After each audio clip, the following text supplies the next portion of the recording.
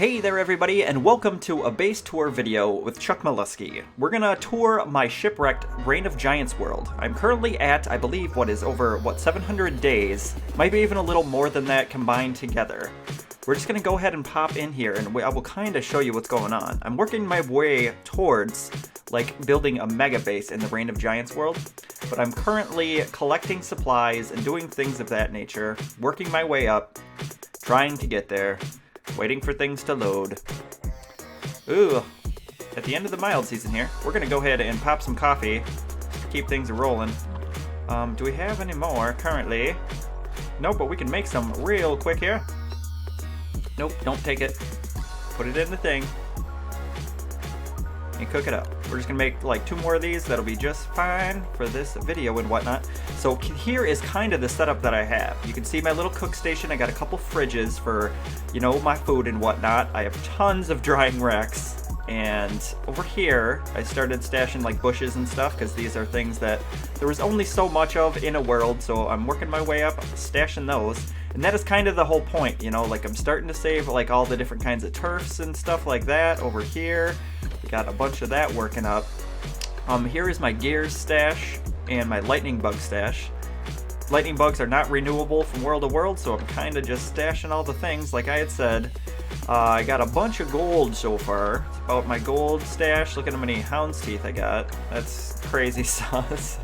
I'm starting to save thulecite from all of the ruins in the worlds we've come across.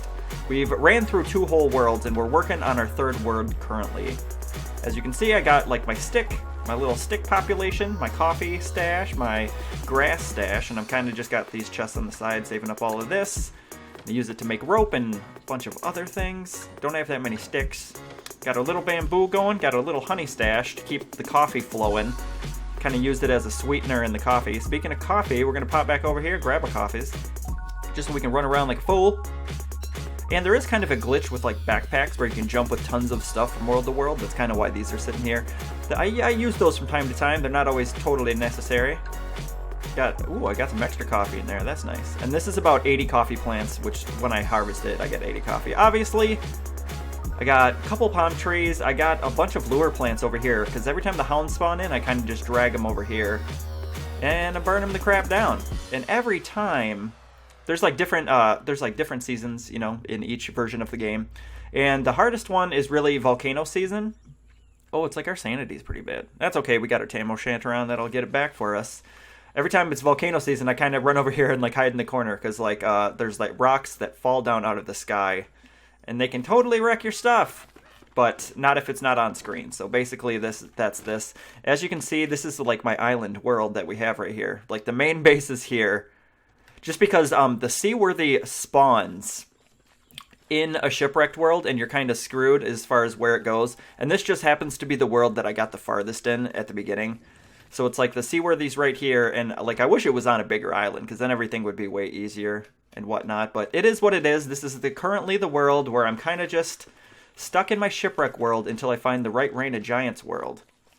And we'll actually pop over here really quick, and I'll kind of show you what I do from world to world as I'm traveling, collecting, you know, the rare resources and whatnot. Which is basically thulecite, lightning bugs.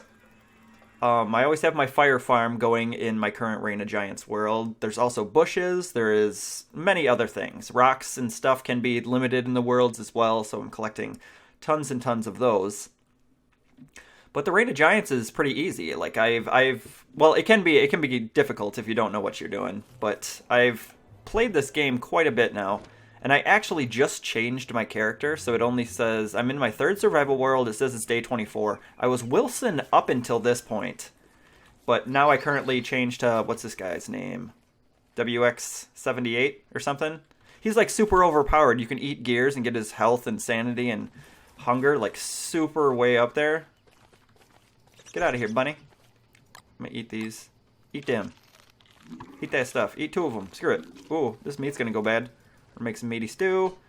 Then we'll make little things. Maybe another thing. And one more thing. Plus a thing. And that'll be that. All right, so basically in every world, what I do is set up like a small cooking area, throw down a couple of chests. They don't have much stuff in them. I'm currently just, you know, like looting this world, saving up all of these things, which are trinkets that I can like basically trade in for gold when I go to the Pig King. Actually, we could actually run over and do that now, because hey, what the hey, might as well do something. We will take all of these, and these will equal tons of gold in the end. We will go ahead and eat the coffee. Let's grab these meatballs real quick.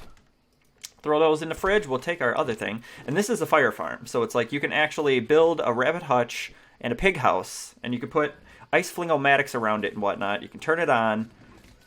Turn this guy on. We'll turn this guy on. And as long as it's like nighttime, or well, it's like the bunny always spawns at night and the pig spawns during the day. So it's like if you have these ice fling-o-matics, they will keep putting out the fire. Oh, I got meat on me. That's alright, we're just going to run away from this bunny and we'll go by the fire, and he's going to hop in there and he will kill himself, get himself killed. Get in there. And he's dead. And basically, the rabbits and the pigs just like continuously spawn. And that way you get tons of meat, you get pig skins, you get rabbit fur, you get carrots, you get like all types of things for free. And basically you just go and turn on these other ice fling-o-matics and it will eventually put the fire out. And bam, you just pick up all the stuff and it's basically free looting every single time. See, you just wait till that happens and you can see we got tons of meat, carrots, pig skins, blah, blah, blah. So we're just going to go ahead and turn these off. We don't even need any of these things right now. We have tons of jerky, tons of other things, tons of food. But I was just showing you how it worked. Like, if you have one of these in your world, it's so much easier to survive that it's ridiculous. So we're just going to go ahead and throw our walking cane on. You can actually acquire these walking canes by killing walruses during the wintertime, which is what we're about to do. We only got 3 days left in autumn, and then we're going to go to the different walrus areas. Here's currently one right here. You can see this little hut. There's usually a couple of them in the world. My last world had 3 or 4, it had 4, and the world before that only had 1, so it's kind of, you get what you get. It always turns nighttime, and that's kind of the thing that people usually have the hardest thing dealing with. Oh, that's right. We're actually gonna... Ooh, we got the bats. Little bats. Screw you guys, man. Little bats. I'm gonna fight some bats. Get out of here. There. Dead bats. What's up, bro? You got more bats in that hole?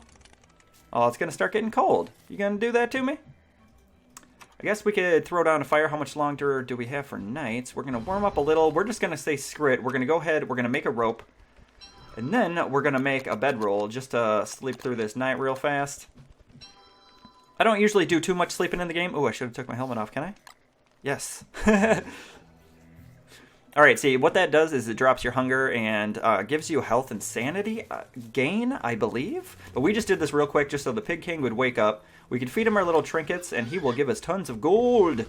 And you can get these trinkets different ways by like digging up graves, like right in this area. And then there's different graves sometimes in like these wooded areas.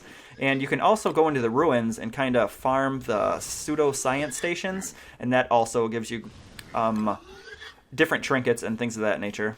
And different drops, all sorts of stuff. But you can see this is a super easy way to get gold if you just kind of save these things up.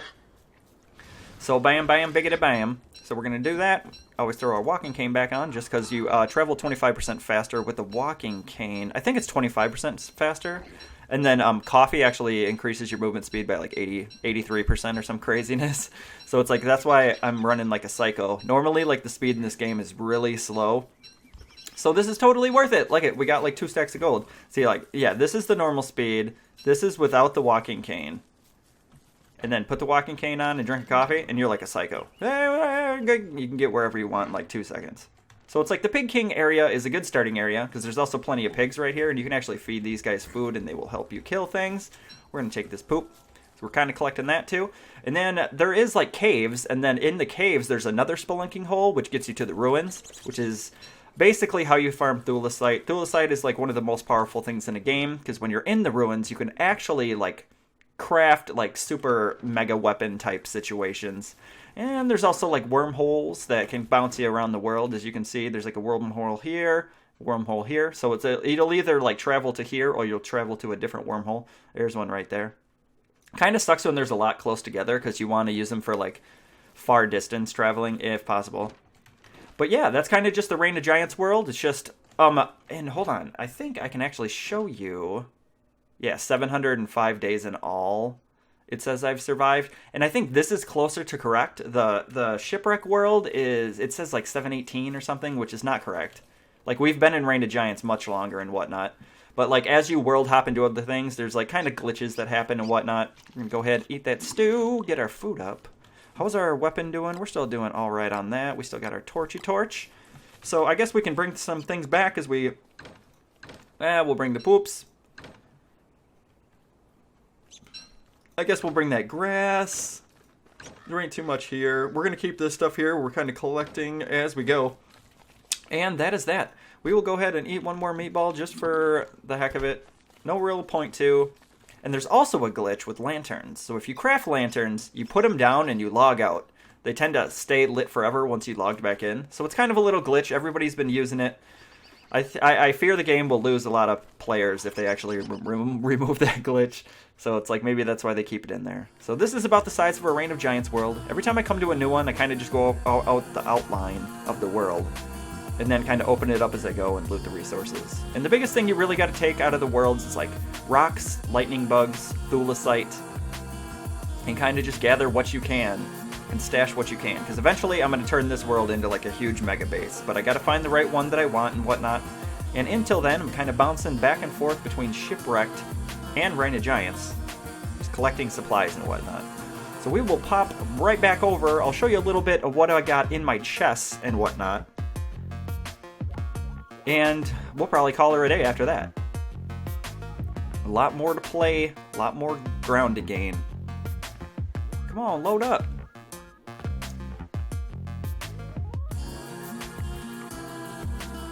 I always get like these little loading bugs when it goes from world to world. Sometimes it's super fast, sometimes it's slow. So as you can see over here, we basically just got random chests. And then I got beard hair, because you can create meat effigies, which you can respawn with. Got stingers, I got cut reeds, beefalo fur. What are these? Bunny puffs. Pig skins. Silk. Bunch of nightmare fuel. Bunch of charcoal. Bunch of hound's teeth, as you can see. Then these basically are just like all of the thulecite, all of my boards, all of my wood, all of my nitrate, all of my flint, all of my rocks, all of my cut stone, and my marble that I'm saving up. That's another thing that's very limited in the worlds. And these are all of my chests of turf, which is like the different material on the ground and whatnot. And that is kind of that is kind of just that. I got all of my ash here because you need ash to redo the coffee and make it all better and whatnot. And I'm kind of just saving up everything that I can and trying to keep this world as protected as possible. So that is that. If you did like the video, go ahead and throw a like down. If you're more into Reign of Giants and whatnot, more Let's Plays and other games, go ahead, subscribe for more of that in the future. And this is Chucky Poo signing out. We will see you next time. Bye-bye, guys.